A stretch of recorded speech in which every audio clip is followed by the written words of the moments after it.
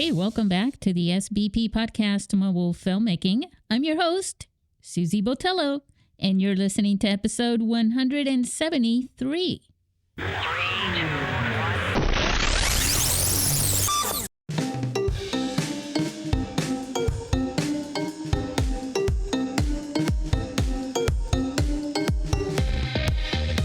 We are Fade into Film.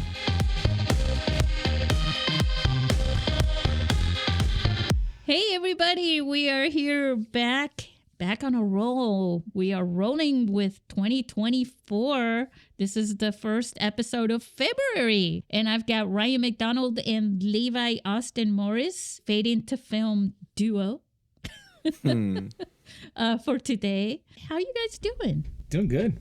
Yeah, it's been a good January so far. Yeah, how's this year gone so far? Well, we've only had 4 weeks. I mean, you just won more awards, didn't you, Ryan?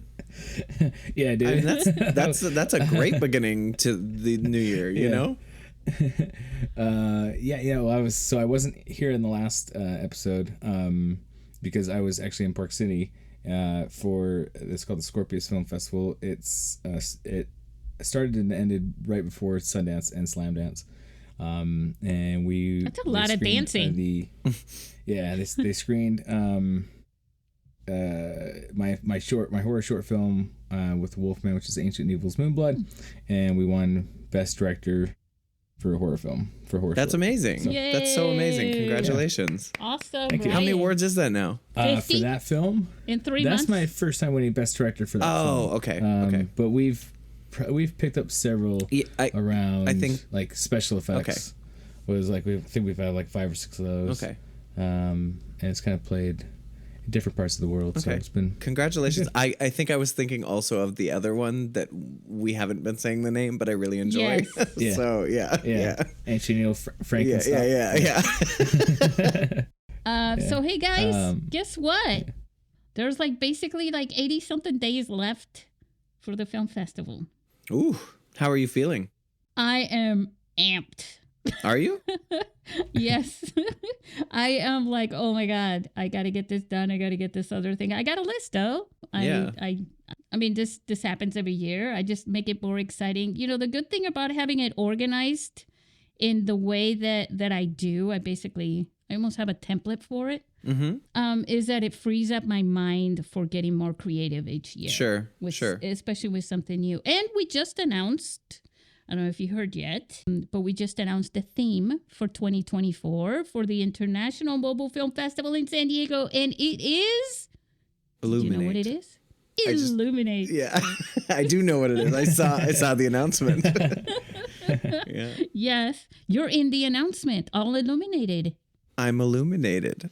Yes, the whole group is. I love that.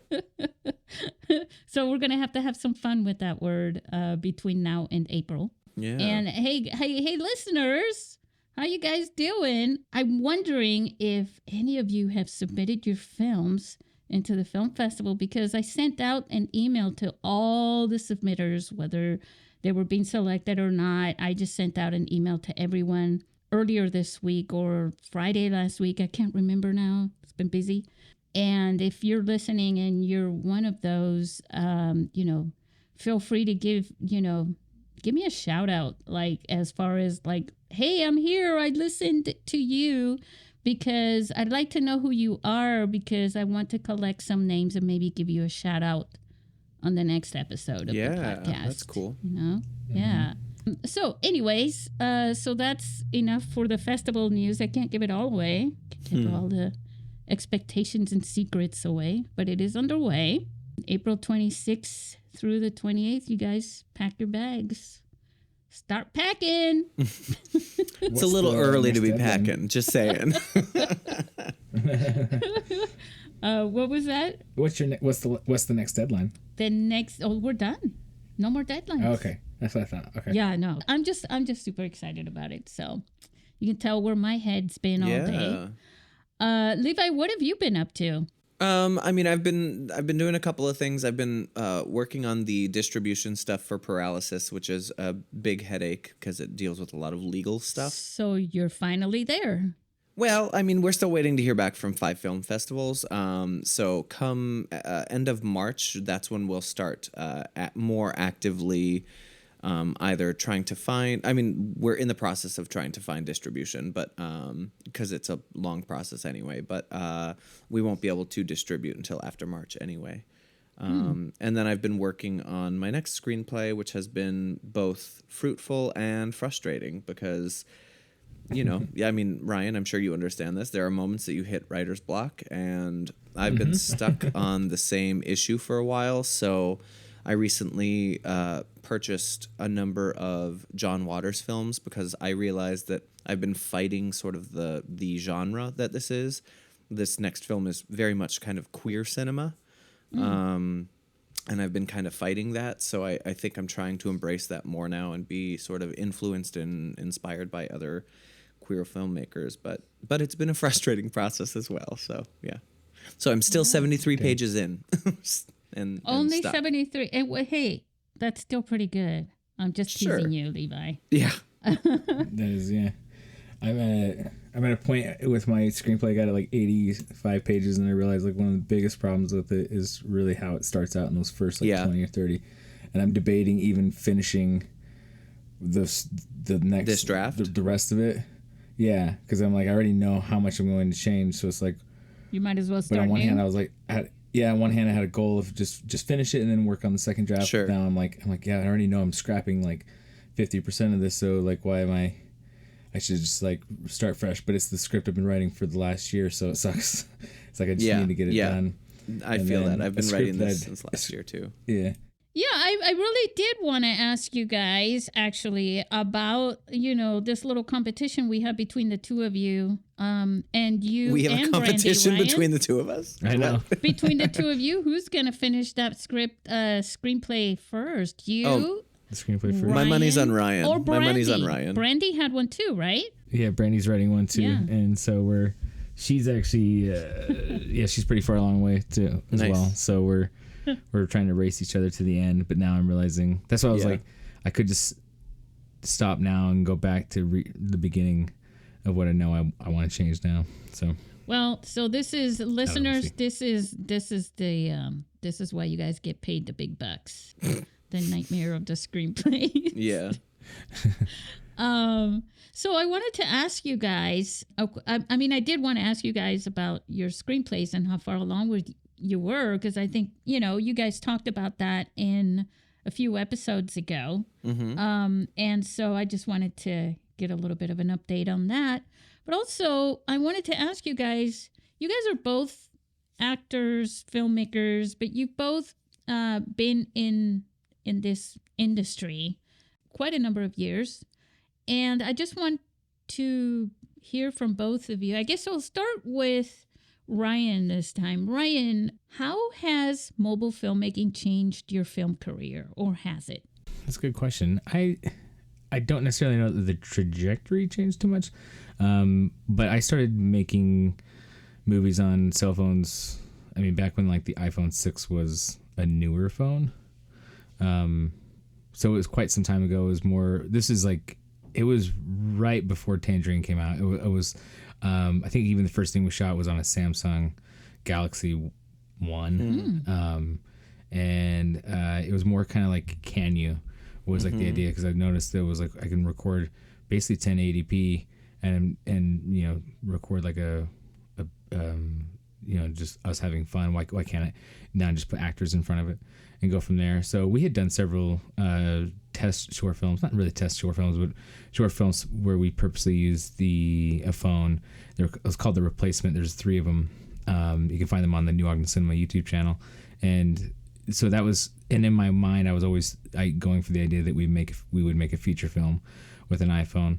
And so in that sense, like eventually, I mean, we did make my feature film, and it was micro budget, dirt cheap. And using the phone was helpful. Now, again, I shot with an iPhone 6. So, I mean, it was with the same iPhone 6 that I continued to use, that we had previously used on the other ones. So, I mean, trajectory-wise, I don't know in the same sense, though, but it did certainly put me in a spot where whatever next movie I go to make, We were able to travel the world with that movie. We were in the International Mobile Film Festival as well, with the feature film, and we were able to collect awards and laurels, and I kind of got exposure in a way that I didn't have before without a feature film. So. And did it help you make more movies? Like, do you think also that because you were filming some of your films with the phone, that it helped you produce more movies, get more experience, and more, filmmaker clout in a way because you've got more films under your belt, so to speak? Yeah. Well, my whole thought with the feature film Married and Loving was that it would be something where if whatever we do win, it would just be the base jump that we can go for the next one. So when I'm trying to recruit actors, it's easier to say, like, come along with me on this journey, because like it's very possible we're going to win because we've won before. We've done such a great job before. And then, also it's kind of like, if I can take a phone and if I can shoot this with a phone, just imagine what else we can do. Overall. And I mean, I think, Levi, if it wasn't this episode, it was the episode before, it was just the places that you can go with your phone, the nooks and the crannies and the spots that you can fill into. And I've even thought that, like, when you go to shoot in public and you don't have a permit, as we often never do, right. If your crew is really low key, you could get away with probably filming in public and not have those issues because nobody's really noticing that you're filming because it's with a phone. Yeah. There's another thing I wanted to bring up that I keep forgetting to bring up, which is with the Blackmagic camera, you can hold your phone vertically and still record horizontally. Sure. Interesting. So I just think that for guerrilla filmmaking is quite helpful. Yeah. And then just with the different awards that we were able to collect, and obviously now it's on Amazon, so I just like it certainly helps to the clout again. So when you're trying to convince another actor to again, like, dedicate their time, and even when you're paying them, but still it's their time, right? Like you still want them to believe in the project. Yeah. And sure. And you've got your IMDb, and I think you also, I mean, thank God IMDb is not like, oh, it must not be shot with a phone or something like that for it to qualify. Thank God that's not what they use for qualification. But if you made a film and you completed a film, which is what I like about IMDb, is the thing. It's like, well, if you're a filmmaker, you completed a film, you're a filmmaker. It's like, it just kind of goes back and back, You're a filmmaker if you make a film. If you make a film, you're a filmmaker. And that's that. And that's how you qualify. Yeah. And when people go to check you out and they go to your IMDb and they see all your credits there, that also, I'm sure that helps. Yeah. Because that's your career. Your career is a filmmaker. Mine's not necessarily that. You know what I'm saying? Yeah. It's not that one thing, basically. Yeah. Well, with my situation, it's similar to Ryan's in that I started iPhone. I was a theater major in college, and that was sort of my focus. And then I moved out to LA in 2011, planning on moving to film. And I was auditioning for a number of things from when I moved out here in 2011 until about 2014. And I just got sick of waiting for the right parts to come along. I got sick of, asking for permission to perform. So I had an iPhone, and I had just inherited an iPhone. It was the 4S. And I was like, I am sick of waiting around. So I'm just going to start creating my own content, my own films, my own short films. And so in 2014, I made 2 short films and on my iPhone, and that actually inspired a number of my friends to create a production company together. And one of my friends, he had a DSLR, so we stopped filming on iPhones, and we would film on his DSLR for a few years. And then when that sort of fizzled out, I went back to iPhone, and I started, I was already part of a sketch group with some friends, and we started to record our sketches. We had 20 to 30 sketches we did between 2015 and 2019. I remember watching those, actually. Yeah, and they were all filmed on our iPhones. And at first they were very, the people I was filming with were very adamant about not filming on our iPhones, not filming with our phones. And I kept telling them, no, you guys, there's great resources. There's these apps, there's these, lenses, there's these tools that we can use to improve the quality. And I think by 2016 or 17, I think I had sort of converted them. And they ended up being, part of my team for once I realized I don't want to do sketch comedy, I want to go back to film because that's where my love is, that's where my heart is. Yeah. I started to write short films again, and I would direct them and shoot them on my iPhone, and the people that I was doing sketch comedy with ended up becoming part of that production company. And yeah, I mean, I think we just would we did, I think 8 short films between 2014 and 2019. And then finally it was let's do a feature. And that was during COVID that I started to write that. And yeah, so we shot that during.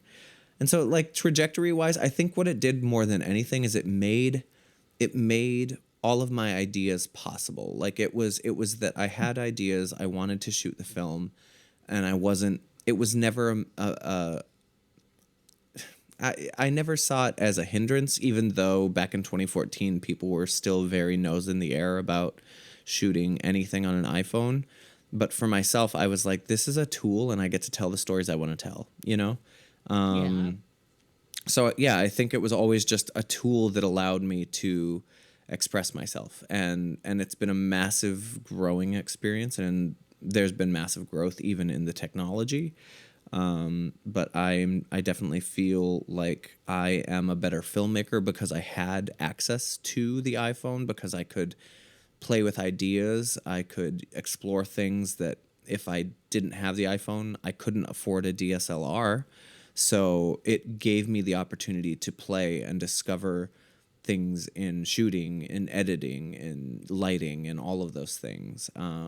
Yeah. So. And it sounds like it also, what it does for someone who's, on the way to making films is that it builds your confidence, because you're experiencing and doing it over and over again, and you're trying new things, and you're fixing things and altering things, and you're completing things. You're completing actual productions from beginning to end. Yeah, and I mean that all happens organically. You're not really aware of that as it's happening. No, you're just doing it. Yeah, you're just very but then you like right now, if I go back and watch my first short film or first 3 short films, I sit quietly and go, ooh, this is uncomfortable. But I also recognize that had to happen for me to get where I am now, So yeah, I feel like it gave me the opportunity to make mistakes. It gave me opportunity to figure things out. I mean, we still made mistakes.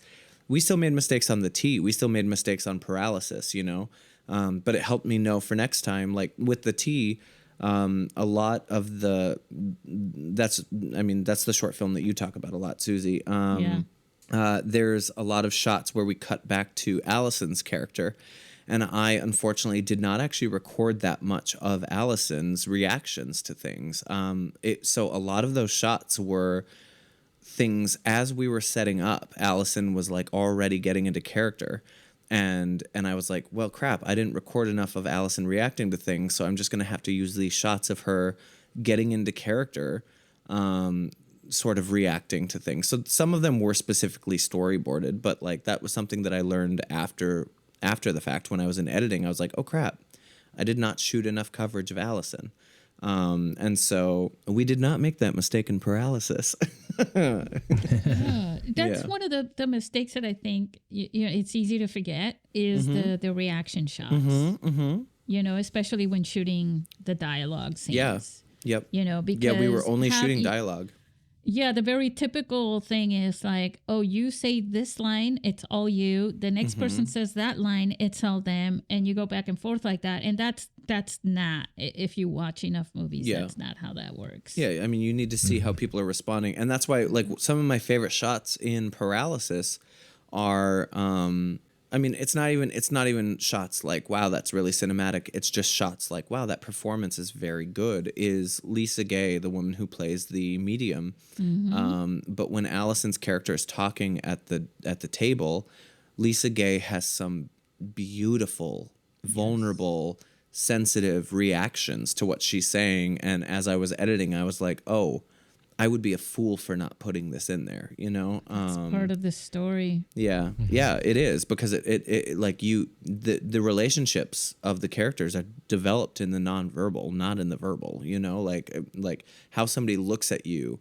is how they feel about you. You know, you can say something to somebody's face and not mean it, but how you look at them reveals how you truly feel, you know? Yeah, the actors getting together, and you guys know this as actors, it's always good for the actors to meet up, even without the directors or any crew or anything, and just kind of have a little bit of a conversation of like, all right, let's build our backstories as characters, so that, because a lot of times the director doesn't tell you that. Sometimes for some reason they're not experienced enough to tell you that, give you an entire backstory to your character. And they don't realize how important that is for an actor to get into character. It's not just about the screenplay and that's it. Yeah. I mean, I think with what you're saying, I think for myself, coming from a theater background, rehearsals are so important to me. And we didn't get as much time with paralysis as I would have liked for rehearsals. But like, every scene we did rehearse before we shot it, and we rehearsed multiple times until I felt like we got the rhythm, we got what we were looking for. But like in all of my short films, we rehearsed them all like a play. And the reason we did that is because I want the actors to find the chemistry. I want the actors to find the relationships. I want, you know, we'll talk about your backstory. We'll talk about, and that's not something that is as common in the film industry. Like there are some directors who are known for extensive rehearsal processes, but for a lot of them, it's just show up on the day and let's get to work. Yeah, and that's kind of not the best way to do it as far as acting is concerned, because you could make your story better. And if you make your story better, you do it. I think characters in acting they're so important to livening up a story, bringing it to life from the screenplays that you guys are writing. I also think the little short experience that I had, you know, because I had worked on films even as a cinematographer for so long, and being a part of a crew, which is so exciting, right? And I was never on a set on the other side as an actor. And so when I had to do that favor for someone and go in and play this part in their little short film, it was very small. It was a very small part, but it gave me a perspective that I didn't have before into understanding what it's like to be an actor. Yeah.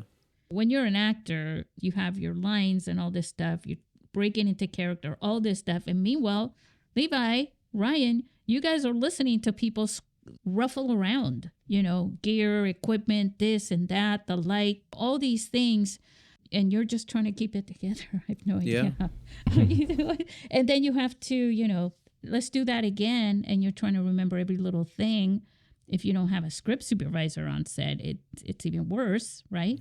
Yeah. So I advise every director, every filmmaker should always have at least one time experienced what it's like getting behind a camera.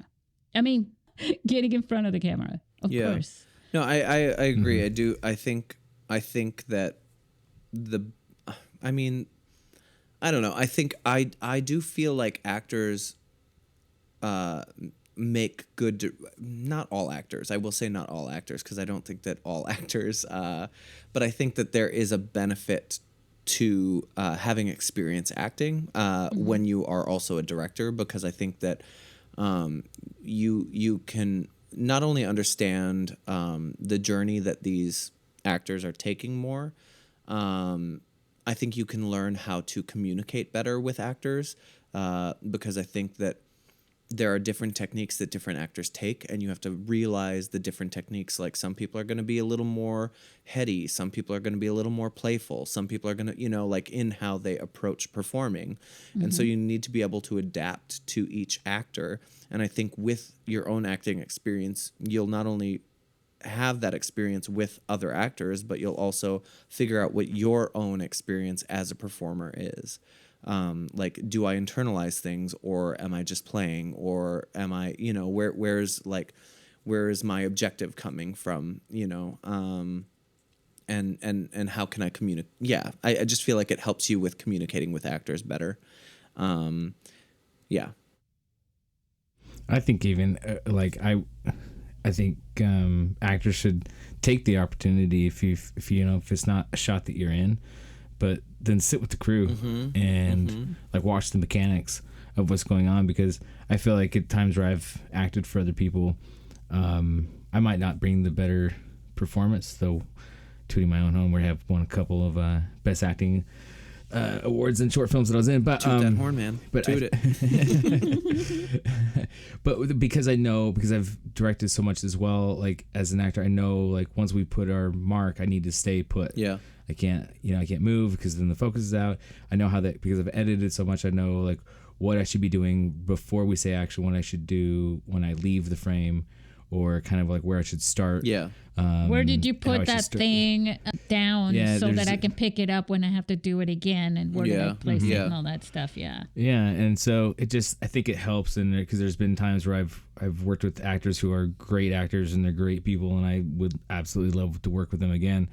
But there's moments where I kind of have to be like, hey, once we set that focus, you need to sit your ass down. Yeah. You need to stop moving, because every time you step away, I have to reset the focus. Yeah. Yep. And yep. So it's like, once you're there, you got to stay there. Or sometimes trying to explain some of the mechanics of different things, of the reason why we're about to do something. Like there's an interview with Liam Neeson where he's talking about how his first day on Schindler's List, and how Steven Spielberg, there's a shot of him that's kind of like him holding a cigarette and it's burning while he's in this like nightclub, and he was really frustrated with Steven Spielberg because he was like, I would never hold my cigarette like this close to my face, and it just doesn't make sense and things like that. And so he actually almost quit the film. He was getting kind of irritated over a cigarette. Yeah. And then he's like sees the shot, and he's like, now I get it now, like why this was. And I know Christopher Nolan talks about like, I was just better just to tell actors like, hey, the lighting next to the window is a lot better, so if you can just move over there. And so sometimes when I'm directing an actor, I'll even be honest with you, I was like, I don't have a motivation for why you're about to do what you're going to do. Yeah. But I do know that blocking wise, I need you to walk over there. And the thing with that, and the thing that I have experienced that's frustrating with some actors is we can figure out your motivation together. That's fine. But like, me coming from a theater background, it is my job as an actor to find the motivation for myself. I should not have to rely on a director to find that motivation. And I have had actors like, well, I don't understand why I'm doing this. And it's like, because technically it works better for what we're doing right now. So you need to find the motivation in this moment. Because I don't have the time to sit here and discuss it with you, like yeah. Like, the gun just has to be in your other hand. Yeah. Why? Because it looks cool. Yeah. So just pull it out. Because with the lighting and with the camera setup and everything. Yeah. Mm-hmm. Yeah.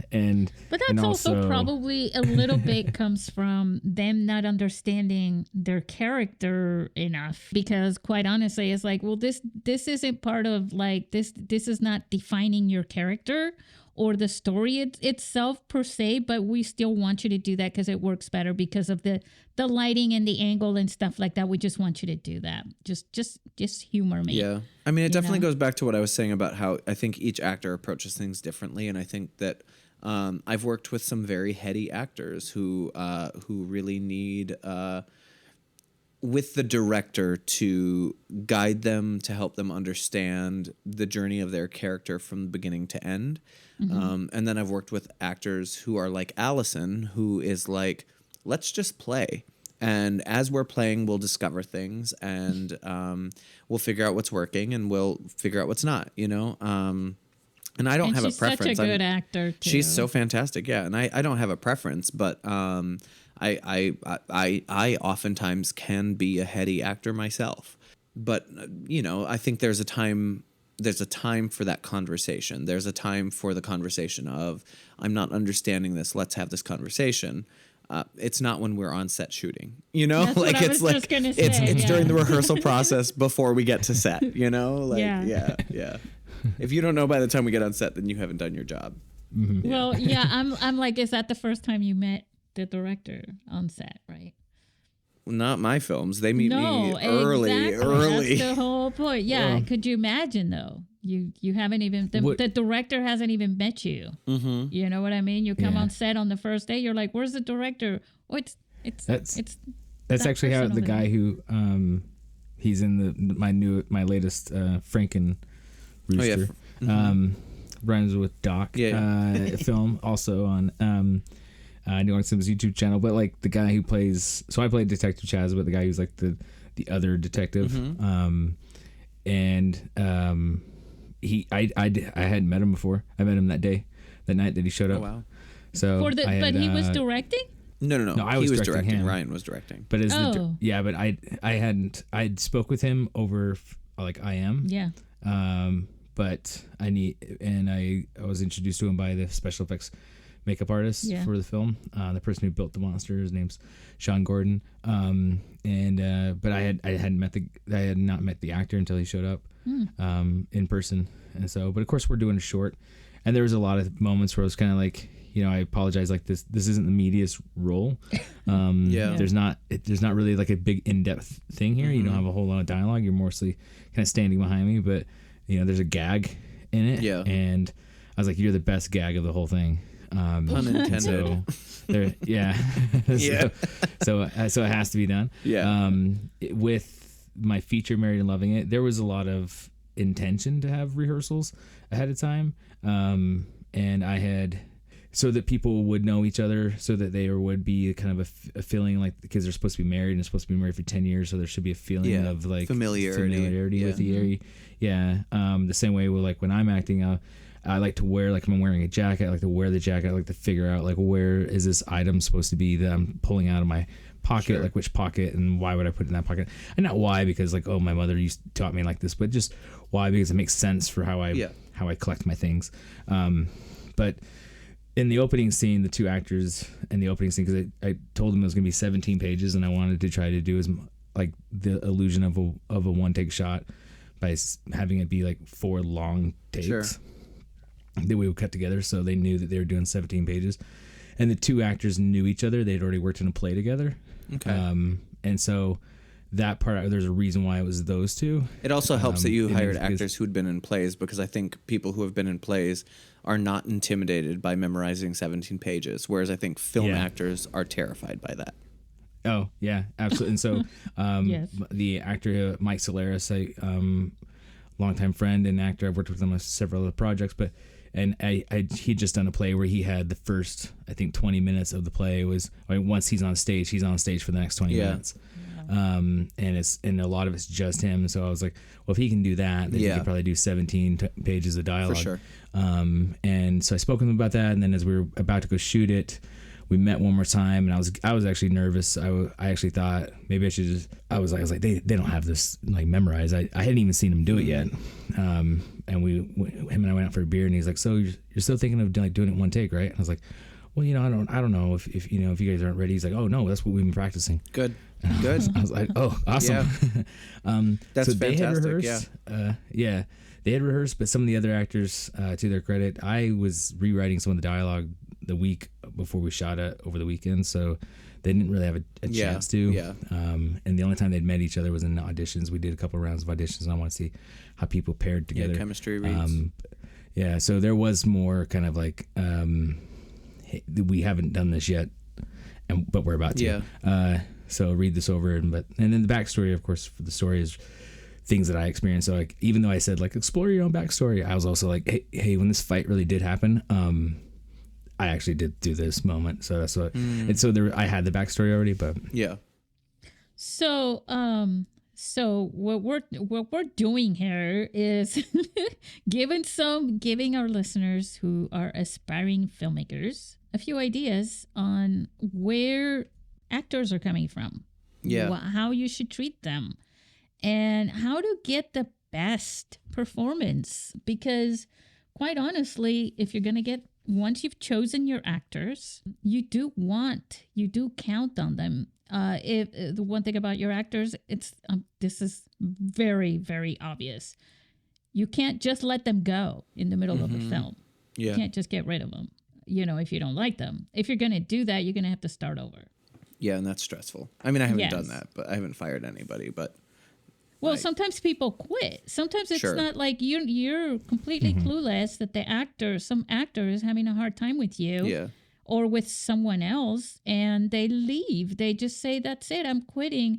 I mean, unless you're working on a feature film and you have a good rapport with the actor and you have a contract and all those things in place, and you should do these things for short films, but let's be honest, not many people do. And I would say one of the things that I think is beneficial is at least because every actor, again, does approach things differently. Communicate with your actors. Ask the actors what kind of things they need, and see if, I Allison, for instance, is an actor that she doesn't need as much positive reinforcement. Like she obviously appreciates that. Like, hey, this is a good shot. But like one thing that she knew about me is if we did a shot and then I said, okay, reset, let's do it again, and then I'd give her an adjustment. If we finished a shot and it was what I needed, sometimes I'd say great, but sometimes I'd say, okay, let's move on. And she talked to me about it afterwards, and she was like, sometimes I wasn't sure if I was giving you what you needed. And so I learned that Allison needed a little more, like, that was good. You did good on that shot. Let's move on, as opposed to just like skipping over and saying, let's move on, So it's like, Oh my God, yeah. I think every actor needs that. communicating with your actors Yes. to their needs, and making sure that so that they feel confident about what they're doing, Yeah, Yeah. I think most times they do that. Directors are pretty good about telling their actors, all right, that was good. But like you said, I mean, like sometimes you don't Levi, have time though. Sometimes you're just like, let's move on. Sometimes you're the actor and Don't the have time to cater director to your and the feelings. We gotta half move on. cinematographer, though, Levi. Sometimes you're the actor, the taking on to cinematography plus Yeah. directing. Yeah. I mean, I don't know. I think that I might wore too many obscure hats a in little paralysis. bit. Yes. So yeah, yeah, But and I won't most- do, and I do know I won't do that again, just because spreading Yeah. myself that thin made it very difficult to do everything at the capacity I would have liked to. Because it was also a feature-length film. But this Yeah. is a great segue. So some of you guys listening are actors as well. Maybe you're interested in keeping things going. Like, what we were just talking about, IMDb, right? And so keeping you in the acting industry. Actors are advised, don't go dormant too long because people will forget about you, even if you're super famous. And if you do great, hop on that momentum and get rolling on another film right away. One way of doing that is to make short films. Mm-hmm. They allow them on IMDb, guys. So you're getting more acting credit. And you can also pull off a directing credit too, by making your own films and shooting them with your phone. And while you're, between jobs, acting jobs and things like that, you can always do that. Just hop on a weekend with some friends. I mean, and that's make a when we were movie. doing our sketches. We would, like one of the people in our sketch was pretty successful, and he's still pretty successful. But if there was downtime, we'd come together and we'd start shooting sketches. Nice. And it's a way to keep yourself active. It's a way to keep warm. It's a way to keep creative. It's a way to keep your mind on the artistic thing that you are, constantly pursuing.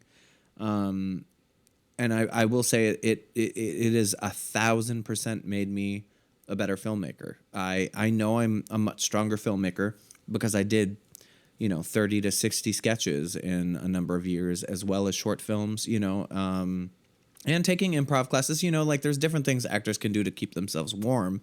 But I think one of them is just trial by fire and just doing it, you know? Yeah, and I think we were talking about that in that one episode about marketing yourself. And I think this is part of it. Just making short films as an actor is one way to keep it gives you content that you can promote yourself in. Yeah. Right? Yeah. And you can help a few other colleagues with it, you know, For sure. who are also actors who want to stay involved and might really enjoy working with you. And all these things, you know, this is an industry that's so heavily based on networking and who you know and all that stuff that I'm sure it can only be helpful. Have you guys ever walked onto a set and then gone, oh my God, I know you. We worked on this other film together with someone else, you know? My editor has said that he'll meet people that he's like, but people aren't aware that they worked on the same movie together, but he is because he edited the film. And so that's fun. Yeah. So he's like, I've seen like hours of this person, but they've never actually met them. And they didn't know who I was in comparison to the movie. That was my editor, Lucas Hardy, for Married and Loving It. Yeah. But yeah, I mean, there's been plenty of times of, you know, of course you want to network. I mean, I think it's not just to stay relevant though. Wouldn't be I think you're an actor, you're looking for work, and if you're not able to find it, then you should then certainly create it. You just want to keep your name out there too. Because well, I think that honestly doesn't cross my mind when I'm doing it. For me, I have an innate need to be creative and to be creating. And so for myself, it's never about I need to keep my name out there. It's like I need to tell this story now, you know? Yeah. But you're special. Yeah. You're awesome.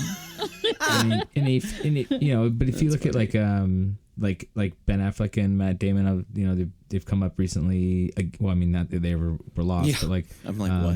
Where did they go? I know, but a lot of interviews of them together, sitting together, talking about like Good Will Hunting has come up because they made Air last year. They wrote it together, and that was a good movie. And when they speak about Good Will Hunting, it was something similar. They were both actors. They were trying, and I remember like seeing Ben Affleck before Good Will Hunting and other things, Mallrats and some HBO stuff. And so like, but they were talking about how like they were trying to get these other gigs and they weren't working. Yeah. So then the idea of writing something to put themselves in was like the next thing. Yeah. And so, as I mentioned a moment ago, like it's only going to help you as an actor because then you're going to start learning how the filmmaking process works.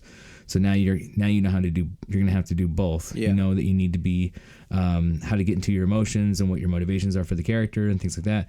But also be aware that this is a very technical process, and your ability to also be a team player and the technicality of it helps us all too, and speeds us along as we go, so we can get both the emotions and the range of the acting, but also like we don't have to keep coming back because like, dude, you keep going out of focus. I don't know what to tell you. Yeah. Like the line's great, your anger's great, but you keep stepping forward. And I need you to stay back. Yeah. Like, so that's funny. So that's why I agree with you, Levi. It's not necessarily relevancy. It's more just an inherent need to kind of create an act. But if you're not getting a gig, then write one. Yeah. For yourself. Yep. What would you say, Levi, is a percentage of actors that are also artists? I mean, I think most actors that I know are also artists, but I will say not all of them have the drive or the passion. It's not even that. Like, I have a very close. Yeah, I don't know. I think there are some actors who think that there is a certain road and a certain route to success. And so they don't really step away from what they think they should do. And so I know plenty of actors who don't write at all. And it shocks me. And I work with quite a few of them, you know. They've worked on Paralysis. They've worked on the first feature I ever did that I don't talk about. And I like, for some of them, they found sort of like their creative drive through the first feature we did together. But for some of them, it's just not something they want to do. They don't want to create their own work. They want other people to do it, you know?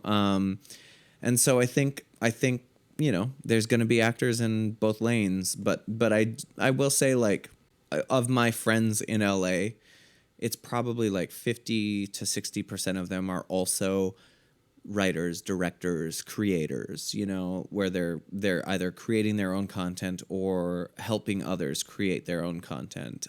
Like the hag in our film is also a producer.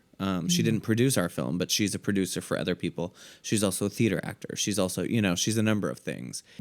So there's like there's different avenues that I think you can take creatively in the filmmaking world. I know a lot of actors who are like set designers or art directors or whatever. You know, most of the people who worked on Paralysis were also in it in some way or helped in other ways. Like the next script that I'm writing, most of the people who are, because that's an ensemble cast, the next one's a big cast, and they're mostly the crew from Paralysis, which is great because they're also actors, but it's also stressful because I'm like, well, damn it, now I got to find a crew, you know, like, so yeah. Well, there's a little dilemma. I mean, thank God we're quite a ways away, and I plan on having a bigger budget and a bigger team. But let's see also who we meet at the film festival. Yeah. Just start recruiting people. That is actually pretty interesting. Yeah, in my world, I really believe everybody has some sort of artistic something inside of them. I just an think artistic voice, something, and I think, and the reason why I was asking that is because, people who have, who are known, who are aware, conscious, right, of their art, that they are artists in some way or another. They understand that they feel that need to create. Yeah. And it's a little different than people who don't have that need, or is their voice is not as loud, if we're going to go that route. Sure. So I just thought that was really interesting. Hey, I know this is going to sound really, really random, but do you think that the iPhone 16 guys should have 2 USB-C ports instead of just one? Right. Great. I mean, it's for the purpose of being able to export and charge at the same time. Well, because if you're going to record with log capture and ProRes and everything, they suggest that you obviously that you can plug in your USB-C drive to record in, hard drive. Mm-hmm. Oh yeah. Yeah, and that's one USB-C connector. All I know is that once you start connecting too many things to too many things to too many things, you start degrading the the quality. And so I'm just wondering, why wouldn't, if the USB-C port fits on an iPhone, then why not put 2? Because if I'm speaking candidly and honestly, and I do love Apple because I own, iPhone and a Mac and everything. But my biggest issue with Apple, and the reason that I get very angry with them, is because they are in the business of making money and they don't care about efficiency in some regards. In some regards, they just want us to buy more equipment so that they can continue to make money. Because I think if they had 2 USB-C ports, though, it would be so much better for filmmaking. Because then you could plug in your drive, and then you could plug in, charge at the same time, and do the audio and things like that if you wanted to. Headphones, all these things. But they'd rather you buy an extender or like something to attach to your phone so that you can do those things. Like they want you to spend the money on more of their equipment. But you're not. You're using Belkin or whatever other brand most people are, and I think it's just draining. I'm just saying. Yeah. No, I mean, I agree with you. I just get annoyed with how. Hey, Apple, maybe Sony or Samsung will do it. Well, probably because they're probably because their number one focus for selling their brand, for selling the product, isn't for filmmakers. 100%. Yeah. So I mean, why redesign the entire phone? They do it every year anyway. Well, yeah, I know, but why specifically? Well, they do. I mean, why not? I mean, they're doing so much for filmmakers as it is on their cameras already. They're putting the investment there. They're kind of leaving the challenge of like kind of leaving the challenge of like, hey, you're gonna have to figure out the battery part as you go, because the wide majority of the people who are buying this, two Apple reps turning me down. Like, no, Susie, we don't want to do that because. No, I agree with you. I think it'd be cool if they did. Yeah, and I agree with you. Realistic, it's just I don't think that I think they prefer to make money, and so I don't think that. I think that they're still looking at things as a business, and how they can make the most money. I don't think that anything will ever be convenience for them. Like, let's help out the filmmakers. Let's help out the users, you know? Mm-hmm. Let's help the filmmakers buy our phone that has two USB-C ports instead of buying Samsung, who just decided to listen to this podcast and get this wonderful idea and do it. I mean, because if they were really doing it, because I guess they could build like the way the lenses, or, you know, like make it so it's a... So you can screw on any lenses on there? Yeah. Except for the size. You know? So, I mean, you know, are they in business to make money? Sure. Like that's what a business is, right? Are they going to cater to the section of people that that are filmmakers? All right. So, hey, listeners. I don't know. How many of you guys would like to see that happen? She's like, Levi and Ryan are crapping on my idea. Just like, I thought this would be a great idea, a great incentive for them to put on, but hey. We agree with Panelists. you. Oh, you do? Okay. I agree. We do. I feel like I'm arguing with Apple. I brought Apple into my podcast. That's so funny. I just don't think it's realistic because I think they'd rather make money, but we agree with you. Okay. Yeah. I think there's a way to convince them to make money by doing just what we want them to do. I mean, everything else is gravy though. Like it's true. You know, the stabilization and like, cause I mean, I have an iPhone 11 and so like 11 Pro still, and so same. So, you know, and you thought snowing, and I, when we go like sledding, I posted on my Instagram about 2 years ago. Like I took my phone and I sent one of my daughters down, Sophia, the one who's been on the podcast before. I sent her down the hill, and I was right behind her, laying on my stomach, but on a sled or a disc or whatever it is. Yeah. And I had my phone out, and when I got done and I was looking at the video, I was like, wow, the stabilization on that was really good for the fact that I was going down the mountain, holding it in my hand. Yeah. Did you ever watch it on another screen, by the way, too? No, I've only watched it. I watched it on my phone, and I watched it when I posted on Instagram. So. Oh, okay. So I think there's already there's a lot of technology that's put in there. Yeah. So I mean, it'd be one more thing to add the USB port. I'm not saying that they're not filmmaker focused. I just don't know how far they're going to go with it. But well, they don't even have the idea to do it yet, I'm sure. Yeah, that's true. And I mean, the but USB-C Levi, like you shot with multiple phones, right? Well, yeah, we shot with two. Yeah. Yeah, and so we'd swap just out. So, anyways, if any of our listeners would like an extra USB-C port on their iPhones, gosh darn it, tag me and let me know. So, okay, so I think we've pretty much. Is there anything else we've missed? I don't think so. Yeah, I think we were pretty thorough. Yeah.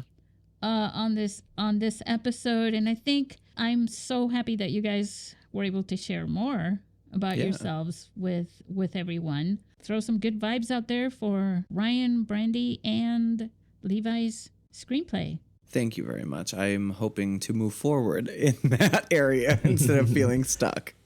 Yeah, especially, you bury yourself in your screenplay, and then you're like, I definitely do. I do. Yeah. Do you guys ever find that when you watch a really good movie, you get a little motivated to like, oh my God, I want to make a film now? Oh, yeah. Yeah. Oh, yeah. I mean, there's some times where it's almost been like it was so good. I was almost like the very first time I saw Dark Knight, I saw it in IMAX opening weekend. When it finished, it kind of made me like, I was jealous, but not in a hateful way, but just in like, oh my God, like how did you do such a thing? Then I watched Following, also by Christopher Nolan, and that now more on a level of budgeting, and I was like, oh my God, like how did he do that too? So yeah, I feel I just actually, before we jumped on this podcast, I watched a trailer for an indie horror film that was at Sundance, and I thought to myself, I was like, damn it, they did that really well. Yeah. Again, in a jealous in a good way. Yeah. You know, I think it's okay to have a healthy amount of envy. Sure. Sometimes I'll see a film that one of the people on my team make, and it's like they make a really good gag or something like that, and I'm like, damn it, that was really good. That was really good. Anyways, but it inspires you, kind of like, oh yeah, we gotta do it. I gotta do something similar. Not similar, but just like one. Yeah, inspired. I mean, honestly, so, for me, the movie The Favorite, which came out in 2018, I think, I loved that movie. It's by the guy who directed Poor Things, which came out this year, which, by the way, is my favorite movie of the awards season. I think it's brilliant. But The Favorite is actually the thing that inspired The Tea. So I watched that movie and I loved the humor of these very sort of, high status people, not actually communicating what they want, and the relationships and everything. And so, I used that as a jumping board, and that's where The Tea came from. So, so I'm absolutely inspired by filmmakers and other art, music and things like that. So, yeah. Well, I think this is a great way to end this episode, because I want to leave you guys hanging with what Levi just said. And guess where you can find that? Come to our film festival in April. Heck yeah, absolutely. Be inspired by other filmmakers. Motivated, hook up with some people, make your next films, and have fun. And be a star for a day or 2 or 3. Or the rest of the year. Yeah. All right, guys. Say goodbye to our listeners. Until next time. Yeah. See you next time. Bye.